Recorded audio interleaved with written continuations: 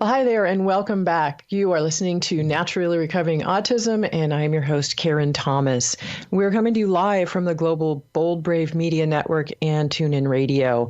And as many of you know, if you've been listening with us now, this is the shows have been getting underway here. I share natural resources to help you, excuse me, to help you to with your journey.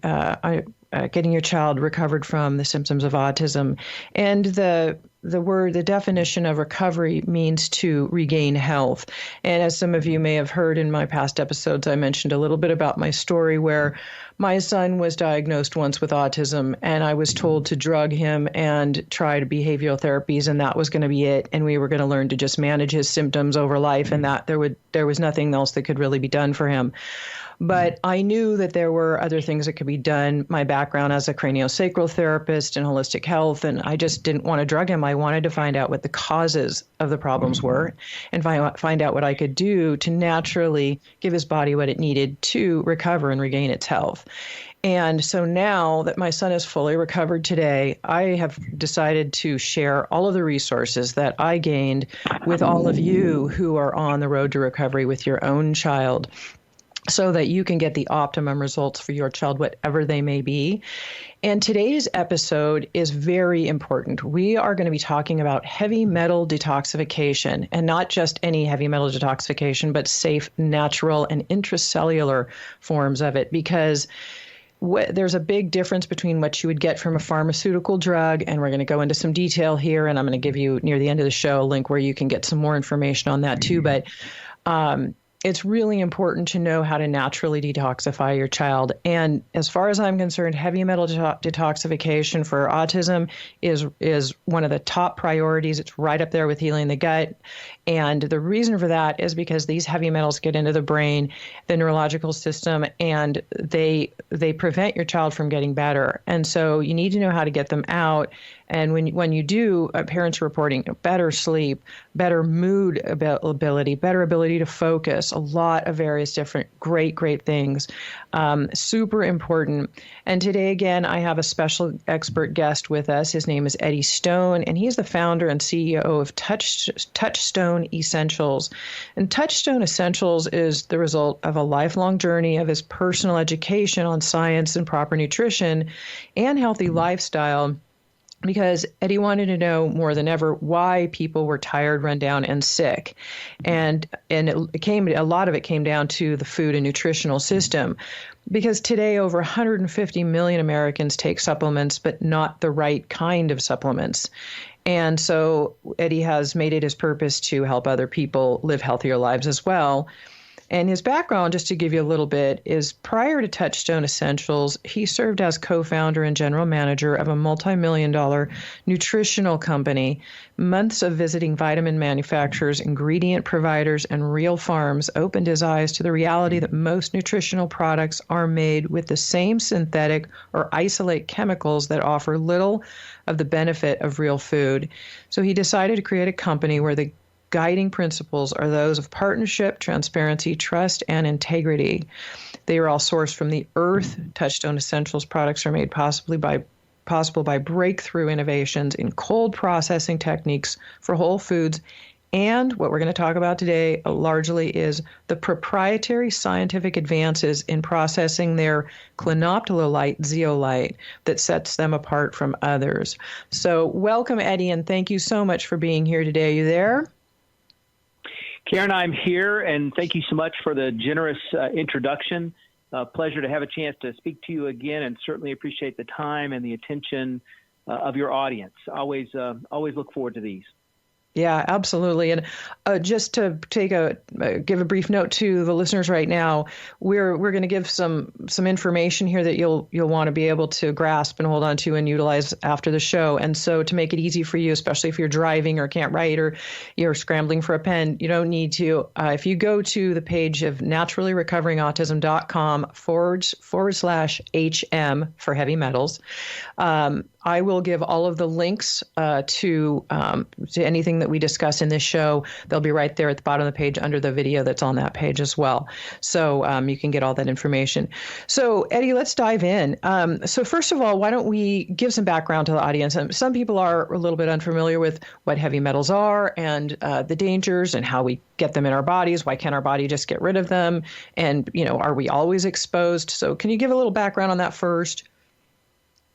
Yeah, I would be happy to. And, it's one of those things that kind of falls into the category for me as one of those dirty little secrets of modern living or modern society. If we're talking about health and nutrition, it's pretty common to hear discussions about ultra-processed foods and the chemicals associated with that and the challenges that can create when we find ourselves sort of removing real food from our diet. But what we don't spend enough time on, as far as I'm concerned, is thinking about our exposure to heavy metals, environmental pollutants, volatile organics, whether we're talking about the air that we breathe or the water that we drink or the food supply. Because in truth, when you consider sort of the modern world that we have, and in large part, the world is it's based upon chemistry and chemicals. I mean, I think it was a 1950s movie talked about, the future is plastics. Well, that's really become the future is chemical based. And so there's some 80,000, some reports say as much as 90,000 chemicals that are sort of a part of the manufacturing process of energy, of furniture, of household goods, but also our foods. And what we now know after decades of research is excessive exposure or even modest exposure, particularly if someone's body is ill prepared to manage or deal with the toxins, those toxins can be disruptive at a cellular level.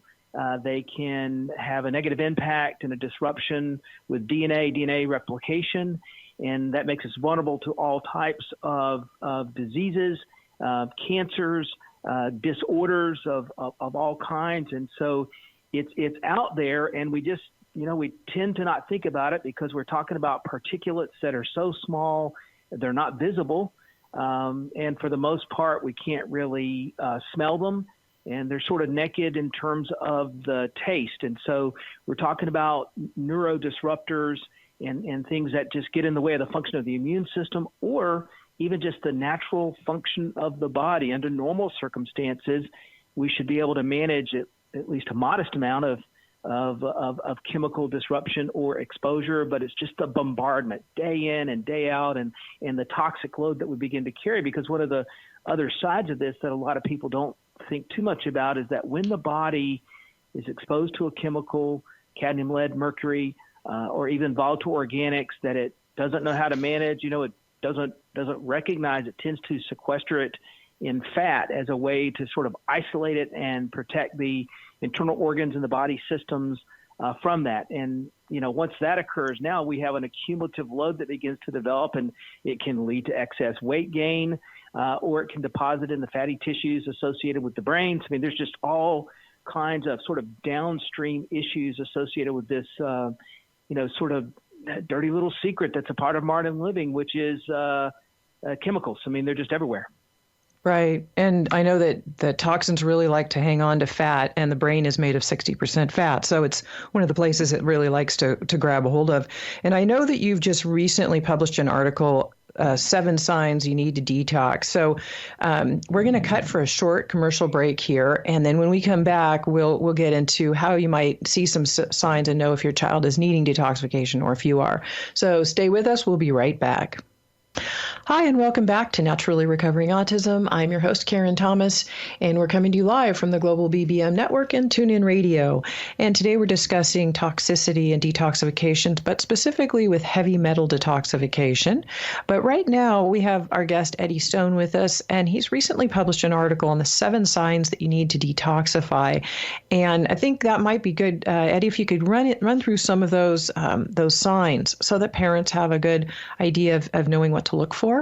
So jumping back into that discussion, some of these things are more obvious than others. And I think of it a little bit about sort of the issues associated with your car, right? If your car is not running well, you probably notice there's a hesitation when you take off, or problems when you crank it, or whatever it happens to be.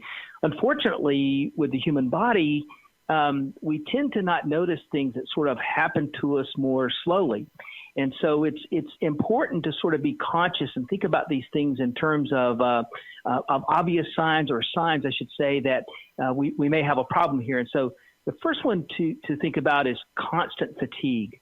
And if you're observing this in a child, or you're noticing it yourself or a spouse, what happens to be, one of the things we know is that heavy metals, environmental pollution, they can be neurodisruptors and actually interfere with the production of ATP at the cellular level. And there's probably no more specific and needed source of, say, energy than that cellular energy that you get from ATP production in the body. And we won't dive too much into biochemistry today, but probably most are familiar with what I'm saying when I talk about that. And so this constant fatigue that just seems unusual, and you can find yourself into a habit of drinking excess amounts of coffee, or boy, I hate to think about it, but maybe excess of these high sugar energy drinks, and you're trying to overcome something that, even though you might be getting a good night's sleep, although you could be sabotaging that with excess amounts of caffeine, you might even be getting exercise, but just for some reason, you're just sluggish and you just can't sort of make things go,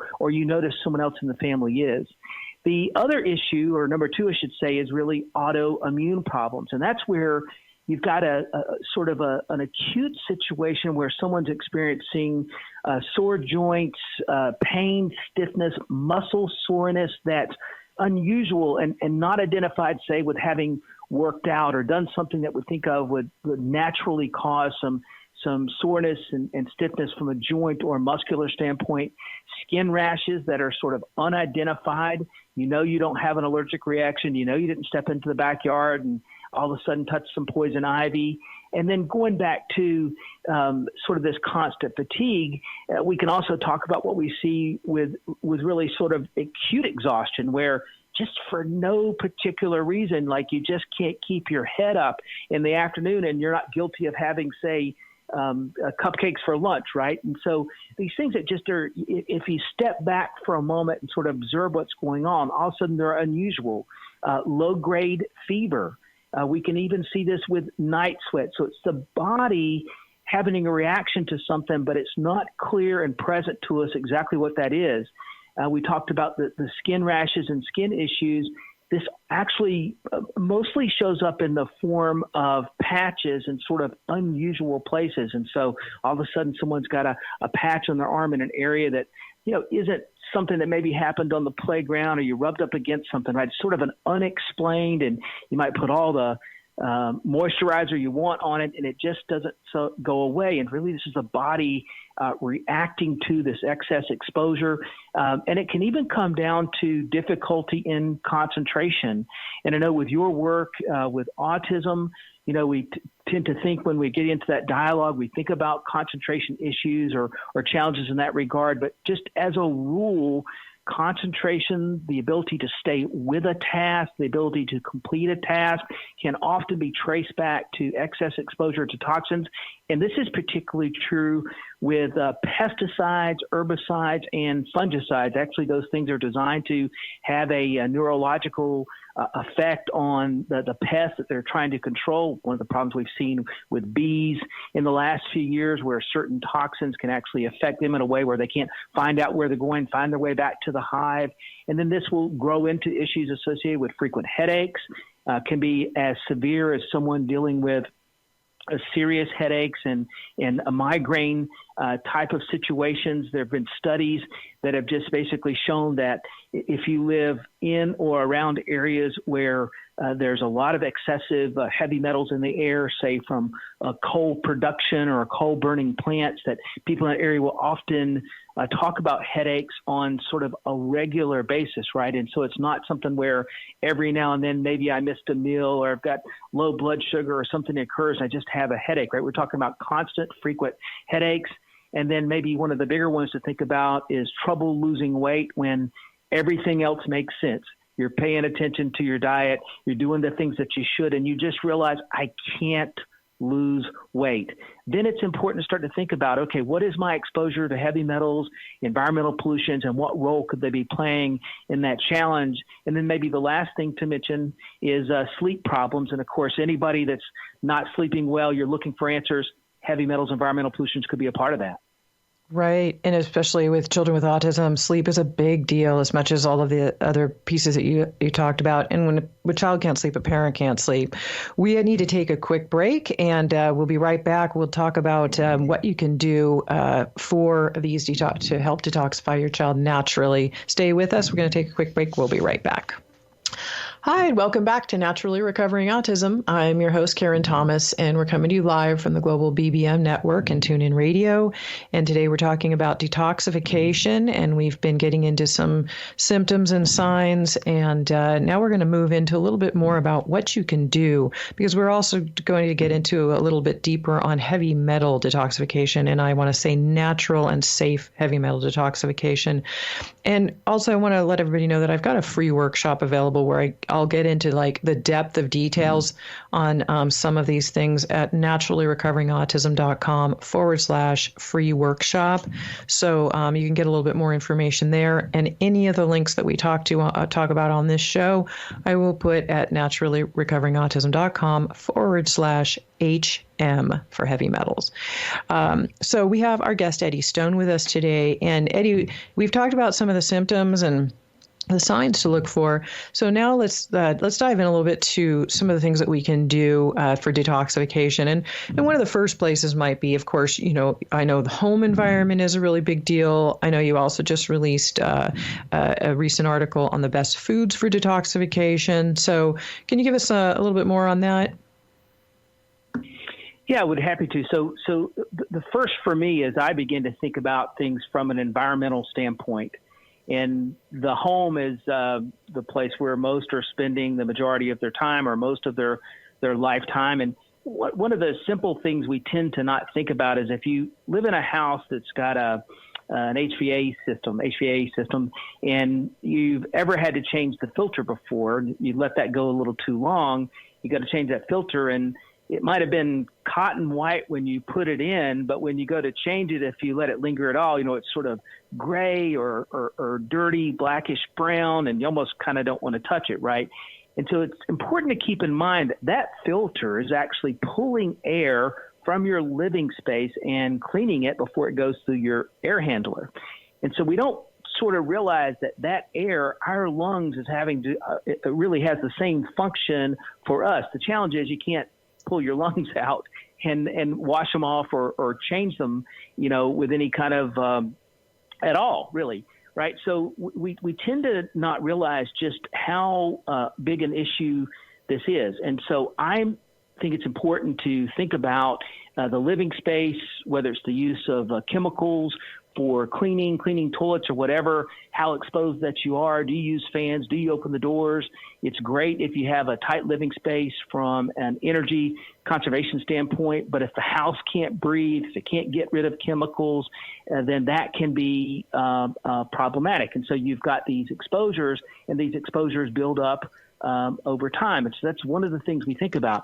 Another one is to consider the quality of the food that you're eating.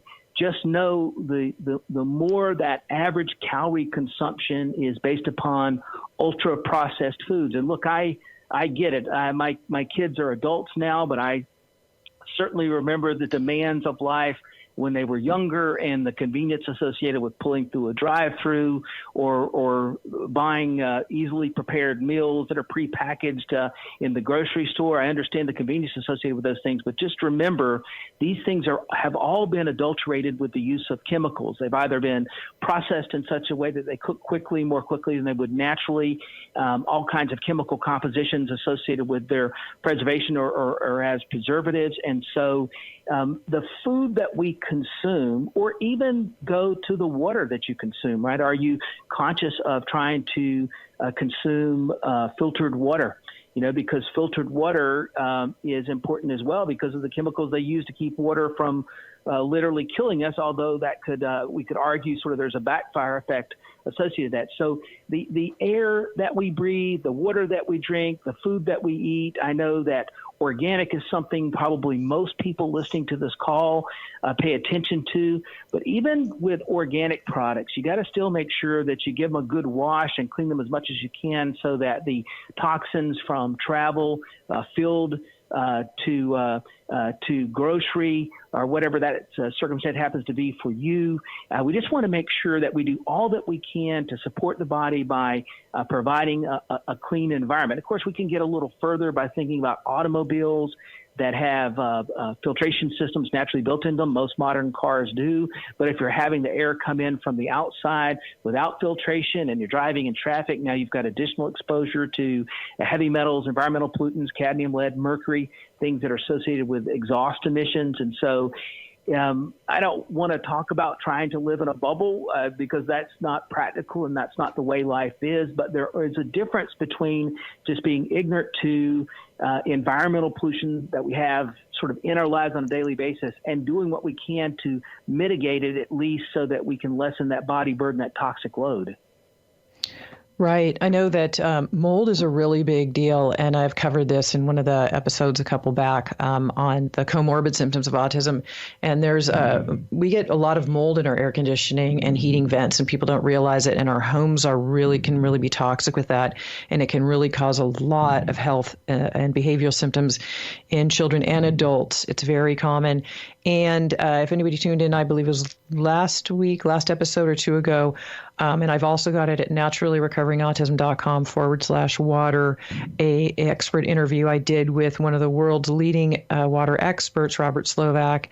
And on that page at naturallyrecoveringautism.com/water, at the bottom of that page is also a link to what he says is the best water filter available now, and it's very reasonably priced. So water is very important. A lot of people are drinking tap water, and our resources are really toxic. And so you've got to know you can't just drink right out of your tap anymore. And so many of those filters aren't doing the jobs that they need to do either.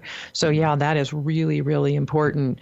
And so once you know how to cleanse your home, I'm always touting to eat organic foods, non-GMO, really be aware of that too, because those will really put a lot of toxins into your child. And our kids with autism are that much more sensitive to those pesticides and herbicides than even the average person is. So you might all of a sudden see your child was sort of, maybe even keeled, doing a little bit okay, more balanced, and they all of a sudden go into this behavioral outburst. They have more anger, or they all of a sudden can't sleep, or they, are having really odd behavioral symptoms, and it often can be because of some type of exposure like this. So it is important to watch for those and know the signs. So I'm also wanting to start talking a little bit about the detoxification. So Eddie, you have developed something that I have found tremendous success with, and in my mentoring program as well for the parents that I have shared it with, and it's your particular clinoptilolite zeolite that is for getting the intracellular heavy metal detoxification. And intracellular is the key word, because I'd like to also decipher between the other zeolite that you have that is specifically made in a different way so that it doesn't go intracellular, because we might want to detoxify in other areas of tissue and gut that we want to be able to have those molecules stay in. So I know I just kind of put out a lot there, but first I think I just want to give a little background on what it is, because it's a natural mineral. So what we're going to do is we're going to take a quick break here, and then we're going to come back and we'll dive into some of these pieces I just spoke about and give you some more background on what you can do for your child very, very naturally and safely to detoxify. This is Karen Thomas at Naturally Recovering Autism. Stay with us. We'll be right back. Hi, and welcome back to Naturally Recovering Autism. I'm your host, Karen Thomas, and we're coming to you live from Bold Brave Media and TuneIn Radio. And we have today with us an expert on detoxification, and specifically we're talking about heavy metal detoxification now. We're going to go into a little bit more about this very, very specific zeolite formula that Eddie Stone has created for heavy metal detoxification, and another one for different types of detoxification. detoxification, because they vary, and we're going to get into, I'll have Eddie explain that to you. But it's very important to know that not all zeolites are the same. And Eddie, can you give us a little bit of background on your specific glenophthalite zeolite and what separates it apart from the others? Yeah, happy to. And just, for those that don't know a lot about zeolites, just to give you a quick idea, zeolites are a natural mineral that occurs when playa lake or salt water combines with volcanic ash. And so zeolites grow from that. There are multiple kinds of zeolites out there found in nature, and there are even zeolites that are commercially produced for industrial waste and cleanup. And all of that is to say that zeolites have a long history, know a lot about them. Now, as Karen said, not all zeolites are created equal, and that goes beyond just one manufacturer than another. There are some zeolites that aren't fit for human consumption.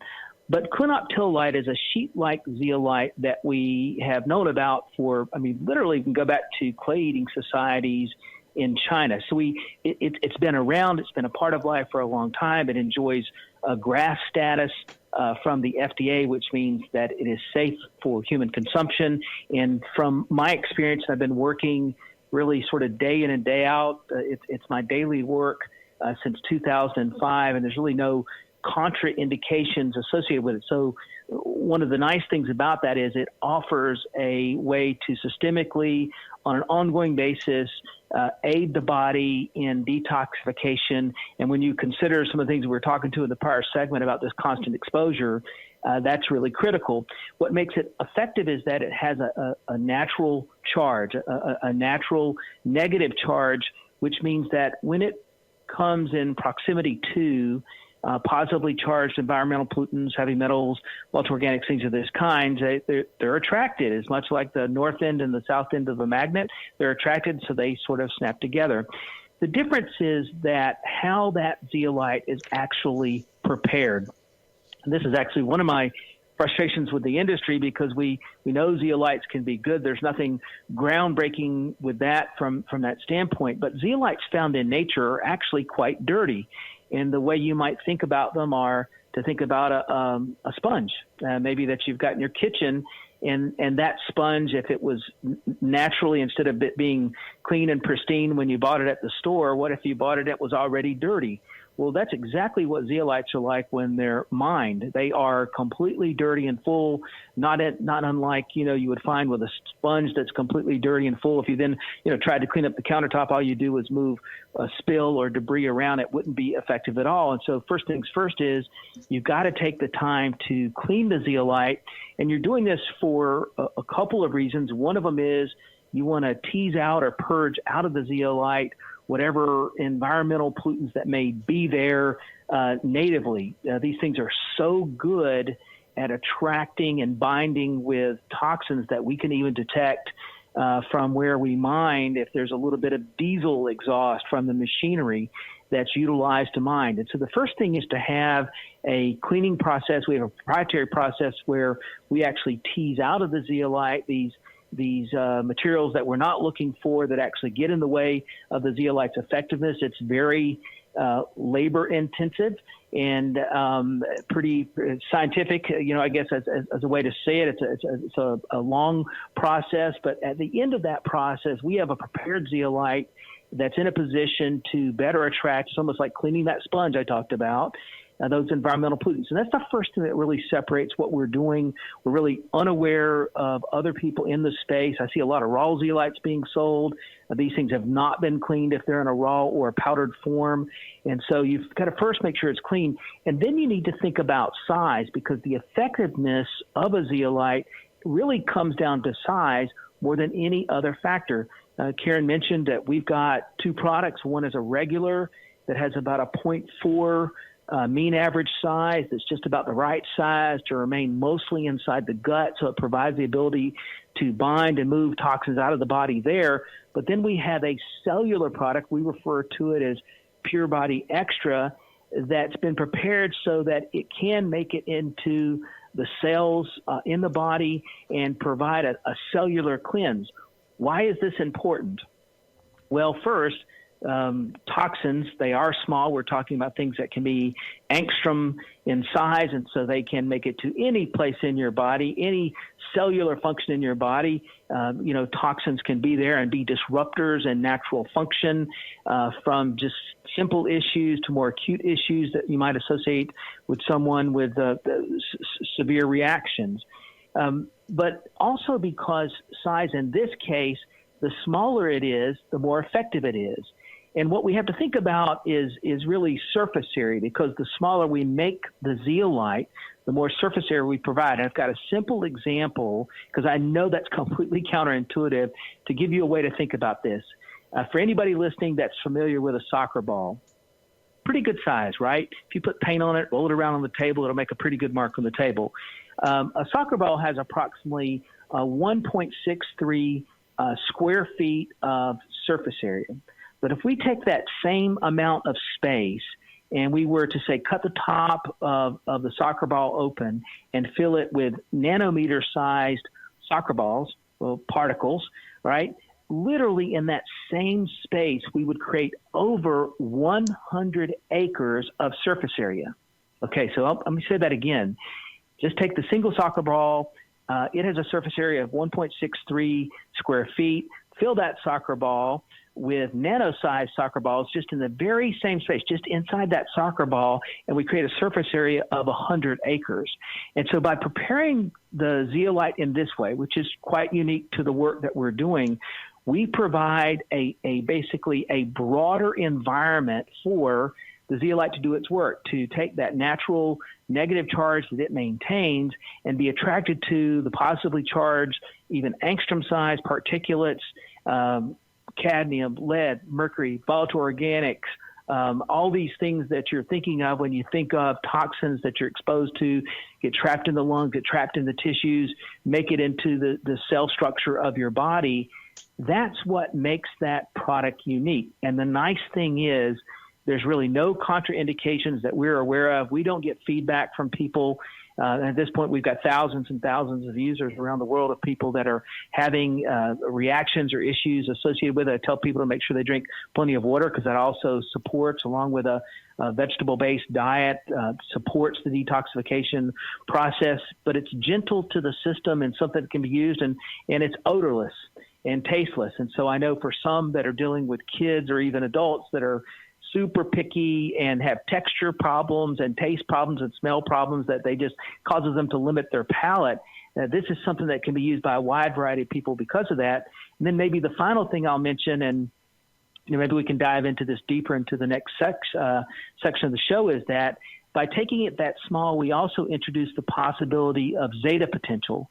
And not to get too technical, but that's basically where that charge, that negative charge that I spoke about, which is essentially an electrical charge, can leak to the surface of the zeolite, so that not only is it effective at attracting inside its porous structure these environmental pollutants, but it can also then attract to its outside and gather and accumulate toxins in that manner as well. And the nice thing is zeolites will not remain or stay in the body. They are not water or fat soluble. They have to exit the system, assuming a person has normal renal function, usually leaves the body in about a 4 to 6 hour period of time. So, quite literally, as it's stuffed itself full of toxins, it's gathering them on its outside surface as it's sort of evacuating, exiting the body. It's really a remarkable natural process that supports and aids the body. And we're excited that we've had a chance to bring it to the public, and the feedback's just been terrific.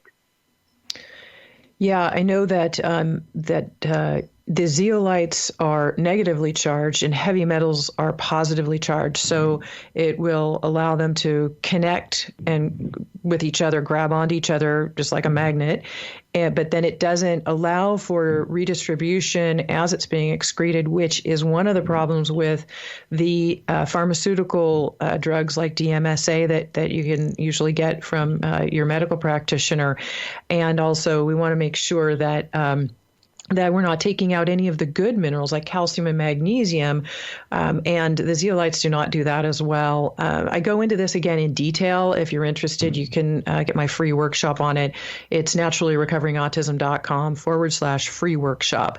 But I go into that a little bit further because these are really important things. And most people, when they go to your doctor, when you go to your doctor for heavy metal detoxification, you're going to get something called DMSA, the drug that is a pharmaceutical prescription drug that actually does allow for reabsorption of toxins in the body as they're being excreted, and also will pull out the good minerals. So we really, really want to make sure that we're avoiding those pieces. It's really important. And the nice thing about the extra strength Pure Body is it's a spray, and it basically tastes like water. And I know with our kids with autism, it can be really hard to give them a lot of supplement. So, I have strived to find, powder or liquid forms, various things where it's easy for parents to give, but the highest quality available. And so that's what's nice about the extra strength is it's a spray. And then I also think we should touch on your regular strength, because sometimes people go to your website and they'll kind of go, okay, well, what's the difference between these two? And they also the safety factor, like, is it okay to use this on a 2-year-old? So those are a couple of things I definitely would like to get into as well. And we're going to actually have to cut to a short break here, a short commercial break. And we're going to get into these aspects when we come back, give you a little bit more information on this. And also I'll let you know where you can get this and where you can get it at a discount, which I like to offer whenever I can as well. This is Naturally Recovering Autism. We're on Bold Brave Media. Stay tuned. We will be right back. Hi, welcome back to Naturally Recovering Autism. I'm your host, Karen Thomas, and we're coming to you live from the Global BBM Network. Today we have Eddie Stone with us, and we're talking about heavy metal detoxification now. And there are 2 specific zeolite formulas that are very, very scientifically formulated that Eddie has created, and we're talking about the differences between one called Pure Body Extra Strength. That is an intracellular formula for its smaller particles getting into the cells, and then there's a regular strength one that I wanted to ask you, Eddie, to touch on a little bit too, because I know it's a little confusing sometimes when people go to your website. The regular strength one, it's liquid also, but it's kind of in drops, and it's a little bit more for tissue and detoxification of other parts of the body instead of just being inside the cells. Is that correct? Yeah, that's right. And so let me give you just a couple ways to sort of think about it. And first, for the listeners, we put both products through the same safety process, and so both products are mined at the same source. And both of them go through the same thorough and complete prep process or cleansing process, however you want to say it. So, literally using a variety of environmental conditions where we change the pH. We're literally teasing out of the pores those dirty particulates or things that it's accumulated over time, and we replace them with natural electrolytes such as magnesium and calcium, and so we give it something that, while at a cationic exchange level it prefers and it holds in its cage, what's nice about it is it has a much greater affinity for things like cadmium, lead, mercury, other heavy metals in the body. And so when it's presented to the body, it's naturally through cationic exchange, it's going to give up that potassium and calcium and magnesium for the heavy metals that we're trying to get rid of. So frankly, it's just a beautiful part of nature that we just worked hard to provide a process that complements it and prepares it so it can be successful in the body. But as we were talking about size just a few moments ago, the way the body works, and which, I know our shows here today is not about biochemistry, but your digestive system really can be thought of as sort of a closed system that protects us, protects us in some ways, not completely, but protects us maybe from something that's in our food that's dangerous, whether it's a bacteria, whatever happens to be. The idea is that the digestive system would sort of be sealed off and protect the rest of the body from that. Doesn't work foolproof, but that's generally how it works. And so that means that in order for things to easily migrate out of the digestive system in the bowel into the soft tissue in the bloodstream, it needs to be a mean average size, considerably smaller than, say, 0.4 microns. And so we purposefully mill the pure body regolith to 0.4 mean average size so that it primarily is going to stay in the digestive system in the bowel, because there's a lot of toxicity associated with food that accumulates in the bowel that we would want to, if we've got a detox strategy, we want to have a clean system, we would want to aid the body in detoxing in that manner. And this in addition to, say, a diet rich in greens and leafy products, a lot of chlorophyll will certainly help to clean our digestive system. And remember, as I said earlier, both products, we're talking about an inert, hardened mineral that isn't going to be broken down by your body or stay absorbed in the body, and so it's going to be evacuated. So really think of it as doing that main job, that heavy lifting associated with the digestive system. Some of those particles are small enough, because we're talking about mean average size, that they'll get into the soft tissue and the bloodstream. So it is reasonable to have an expectation that when you use it, it is going to wind up in the bloodstream, and as it circulates, going to have a positive impact in aiding the body in detoxification of heavy metals and environmental pollutions in the soft tissue and the blood. But it isn't going to be small enough that it's going to make its way into your cell structure. Cell structure here, we're talking about things that are very small. I think 1997, 98, there was a Nobel Prize that was awarded for identification of aquaprinas. These are really minute channels that water and things transfer into the cell.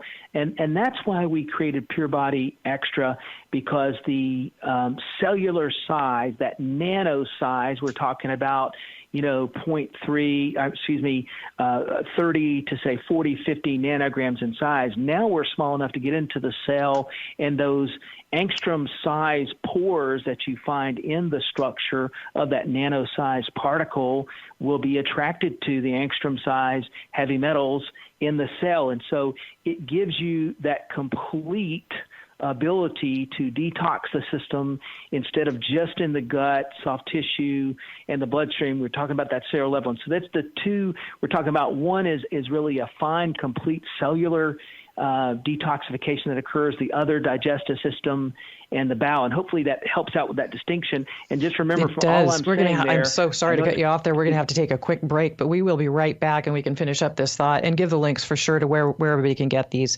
Stay with us. We'll be right back. Hi, and welcome back to Naturally Recovering Autism. I'm your host, Karen Thomas, and we're coming to you live from the Bold Brave Media.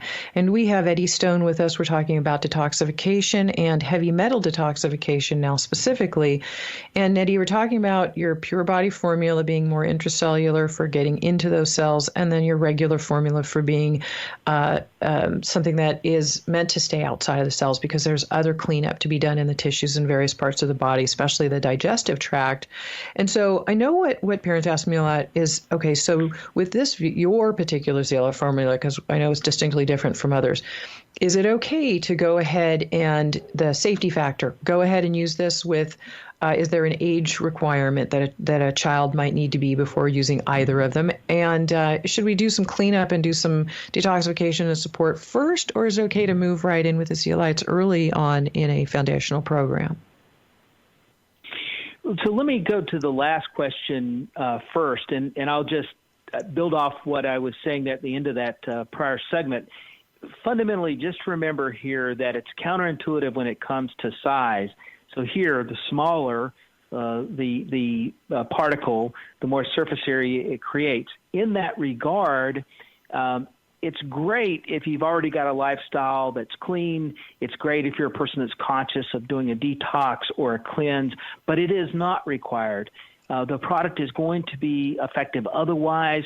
Could it possibly be more effective if your lifestyle was different, or you're already engaged in the cleanse, you're already cleaned up? I would think that makes common sense. But the bottom line is, no matter where you're at, this is going to help your body with detox, bottom line. And so with regards to safety, look, if you really dive deep into the subject matter, there's no published contraindications that I'm aware of. If you look around the globe at the regulatory environment, just like in the U.S., zeolites enjoy GRAS status, which is generally recognized as safe from the FDA. They've been part of the food supply for decades and a part of sort of what we know mankind, right, for thousands of years. And heck, it's even been used to help clean up nuclear accident sites. And so we know a lot about it in that regard. But what I tell people about your children is it's like adding a new food. If you've got a child that's got acute issues and you've got medical issues that you're working on, something such as autism, just make sure you're consulting with the medical professionals that you rely on for good advice. Your child may be on a certain medication. I don't know of any with a contraindication that would make it not palatable with zeolite, but just use a good common sense. There's really no regulatory position on age or body size. I know pregnant women that use the product and have over and over again. I've seen this. I've known newborns, they're getting it from a breastfeeding mother. And so you just got to use common sense, but I'm unaware of issues associated with kids. Okay, great. That's good to know. I know that we are out of time. And Eddie, thank you so much for being here. It's been really, really helpful. And I want to make sure that you get all the links that you need, including a link that I have directly to Touchstone's website and the Pure Body products. And at the bottom of this page, naturallyrecoveringautism.com/HM for heavy metals, HM, you will find all of the links that we discussed in this episode there that you'll need, and a code where you can get 10% off of your entire first order at Touchstone Essentials. So make sure that you use that code and that link at the bottom of that page there at naturallyrecoveringautism.com/heavy metals. Thanks for joining in today. Appreciate it. And I hope it was helpful. This is Karen Thomas, Naturally Recovering Autism, and we're coming to you live from Bold Brave Media. We'll see you next time.